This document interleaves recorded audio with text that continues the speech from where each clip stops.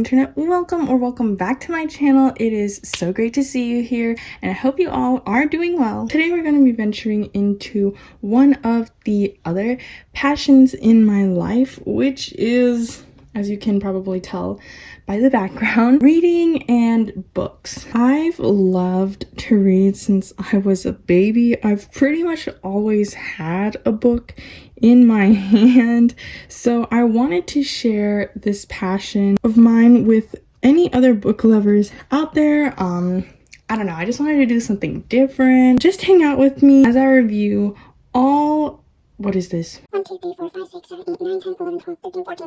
All 14 books I read in 2023, and I'll talk about what books I've read so far this year. I also read about 9 books for school, so that makes 23 books in 2023. 23 books in 2023. That's crazy. But I'm not really gonna talk about those books that I read in school because I don't want to bring that school energy to my channel. Also, I was incredibly busy last year and I had to really zip through those books because my workload was so heavy, so I couldn't really give a proper review of them because I was just I had to get through them like this to do all my other work, so I barely absorbed them. But I'll just leave a list here of those books I read for school if you're curious. I know some people read 40 books a year or even more than that, which is impressive, but everybody's different. So these are all the books I read in 2023. Personally, I love to savor my books and take my time when I read to fully get immersed. Plus, I don't always have time to read. And a quick disclaimer before we start: all of these opinions are my personal opinions. So with that said, let's jump right into it. So my favorite genre is fantasy, and that's basically all I read. There is an occasional romance, slice of life. I don't really know what to call it. I guess romance. I'm kind of hard to please when it comes to pure 100% romance books, so I mainly stick to fantasy. Which brings us to the first book I read in 2023, which is the latest installment of the Keeper of the Lost Cities series, and that is Keeper of the Lost Cities Stellarlune by Shannon Messenger. This is the 9th book in the series. Keeper of the Lost Cities is a series I hold so close to my heart because I am just so emotionally attached. I started Stellarlune before 2022 ended, so I was already halfway through when 2023 started. I'm so glad I didn't end like Legacy because that was just not good for my heart, guys. I was waiting for this book to come out to reconcile what Legacy had done to me. If there's any other Keeper fans out there, y'all know about chapter 42 in this book. Chapter 42 had me screaming and thinking about that chapter for weeks. This is what I've been waiting for almost 10 books. It was absolutely insane. I could not. When I read that chapter, it was crazy. To those unfamiliar with the Keeper of the Lost City series, the Keeper series in general is pretty slow paced and thick. Look at how thick this book is. This is the thickest book among all the books I read in 2023, and the other Keeper books, especially the last few, are similar. They're pretty thick. The characters are definitely the main reason why I'm reading, and I can't deny that Keith is my favorite character. Keith is actually probably one of my favorite characters of all time, so I truly can't finish reading this series until I know that he has a happy ending. But yeah, this book contains some stuff I've been waiting since book 1, and it also reconciled the deeply wounding cliffhanger from the last book, so I definitely enjoyed this book, even though it felt a little stretched out. But that's just how the Keeper series is, and I cannot wait for the next book. That's book 10. That's so crazy to think about. Second read of the year is Iron Widow by Zirin J. Zhao. I do apologize for the pronunciation, but this book was a gem. Oh my goodness, it was so cutthroat. I love the futuristic environment set in China, and I love the main character, the female main character. She is the coolest and a queen. Like, I can't name anyone cooler than her. Overall, the book was so good. It kept me on my toes. I couldn't put this book down. It was really good. It's a young adult novel. It's dark. It talks about the patriarchy in a really good way. I really enjoyed it, and I thought the ending was so good, even though cliffhanger. I believe the second book comes out this year. And you know, I'm gonna cop that as soon as I see it in Barnes and Nobles. It's just on site. There will be no hesitation. I believe Zhao also has another series that's middle grade called Zachary Ying and the Dragon Emperor, which is apparently a Percy Jackson meets Yu-Gi-Oh type book.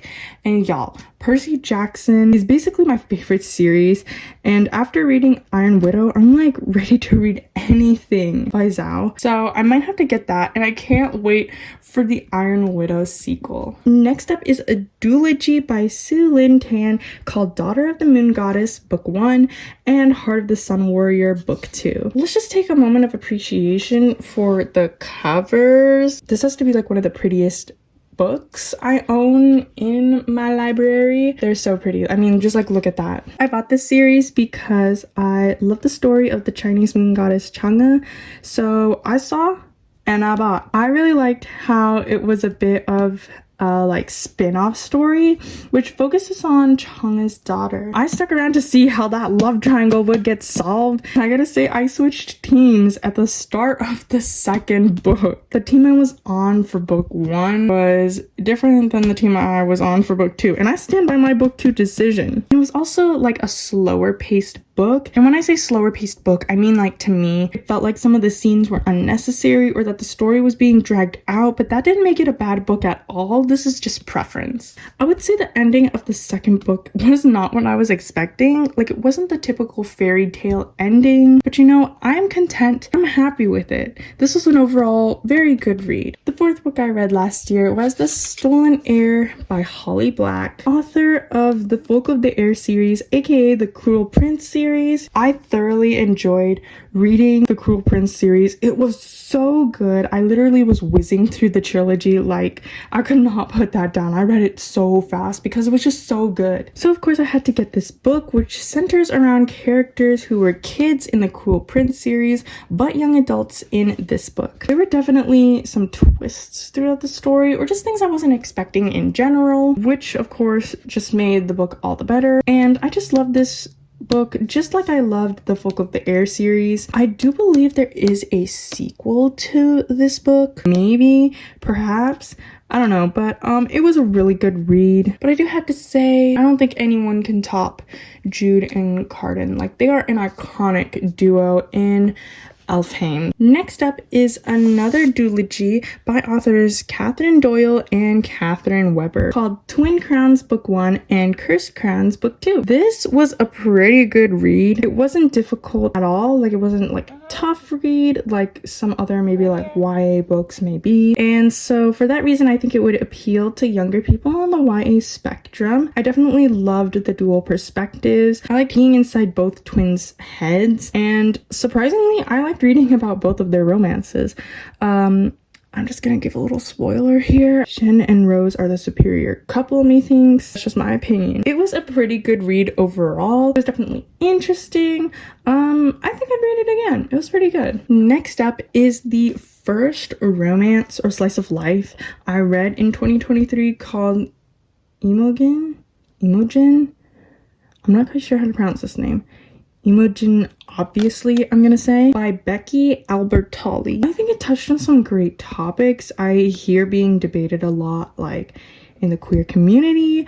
I liked it because the characters felt real. It was pretty good. There was somewhere in the middle of the book where I don't know why, but at that point I was like, oh, this book might not get a high rating for me. I'm not sure why, because I was pretty satisfied with the ending and just the book overall. So I'm not sure what that was all about, but this was a pretty good book. I like the colors of the cover. Like, look at that, that's so pretty. But yes, this is a good book. I would recommend. The ninth book I dived into 2023 was The Sun and the Star by Rick Riordan and Mark Oshiro. Y'all, Rick Riordan has to be my favorite author of all time, But on top of this being a new work by Uncle Rick, I had to get this because of the Solangelo content. The dual point of view was awesome. I love being in the heads of both Will and Nico. And guys, their relationship was tested, which I hated to see because I just didn't want to see them struggle anymore. But at the same time, I love the message that came from their struggles. I think it was especially powerful because they were in Tartarus together. Things like communication and empathizing with people who are different from you, even if you don't understand them, are super important, especially in relationships. And I'm glad they came out stronger and more understanding of one another at the end of the book. And you know, speaking of the Riordan verse, I have yet to read the 6th Percy Jackson and the Olympians book. It is literally so high on my 2024 reading list. It might be the book I read after I finish the current book I'm reading right now, which I'll talk about later, but it is on my shelf waiting for me to pick it up. And also, like, the 7th book is coming out this year. I am so hyped, you guys. Like, I never would have thought we'd get more than the OG 5 books, but I'm not complaining. Also, I've been watching the Percy Jackson show on Disney Plus, and I'm just so obsessed with the show and the actors and the performances because I think the cast is just absolutely perfect because they portray the characters so well. Even though the show differs from the books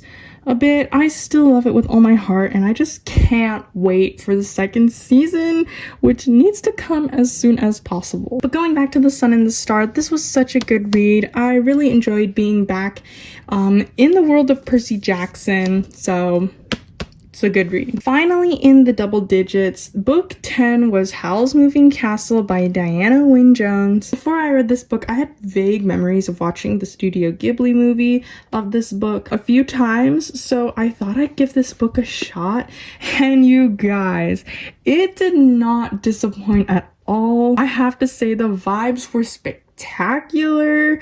I was deep into this book. Like, you know the saying, like, you got your nose in a book? Well, my nose was in this book. I was just so immersed in the characters of Sophie and Howl and their world of magic and just everything. It was so good. And of course, after I finished the book, I went straight to watch the Studio Ghibli film, and now I'm just in love with everything Howl's Moving Castle. And guys, Howl in the movie, like, I'm obsessed.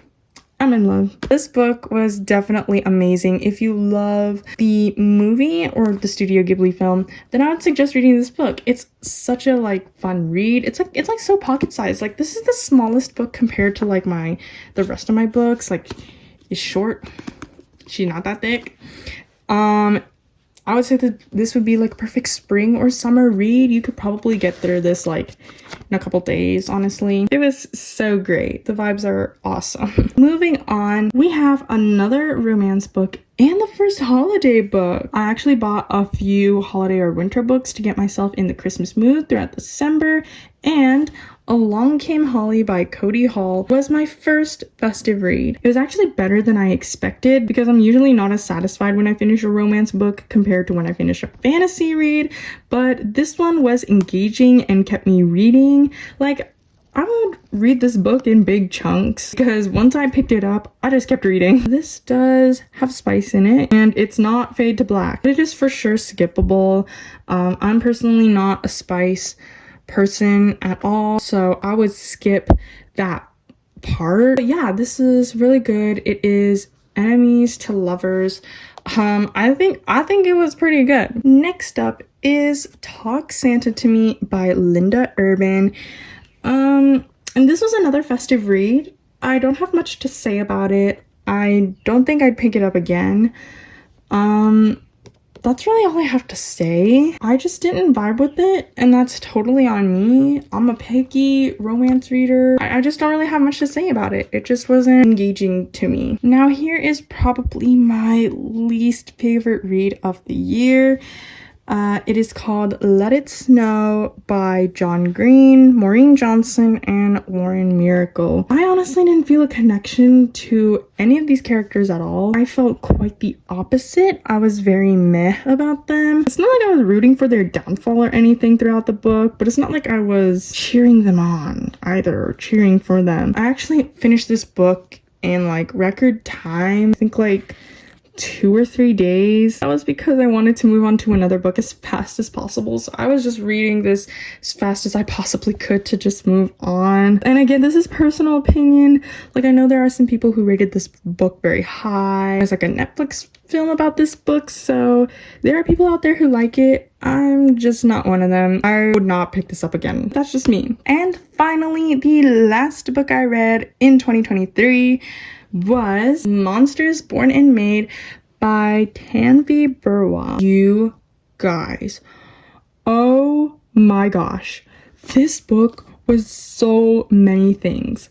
I could not put it down. It was so good. It was dark, it was violent, meant for an older YA audience, and I don't know, it was kind of emotional to me because I could really feel the characters and their struggles. Like, these characters felt real to me. This is a South Asian inspired fantasy, which excited me when I saw it on the Barnes & Noble shelves because I don't have any South Asian fantasy in my home library. So very exciting when I picked this up. This book was an impulse buy because, like I said, I saw it at Barnes & Noble's, haven't seen it beforehand, like on Instagram or anything.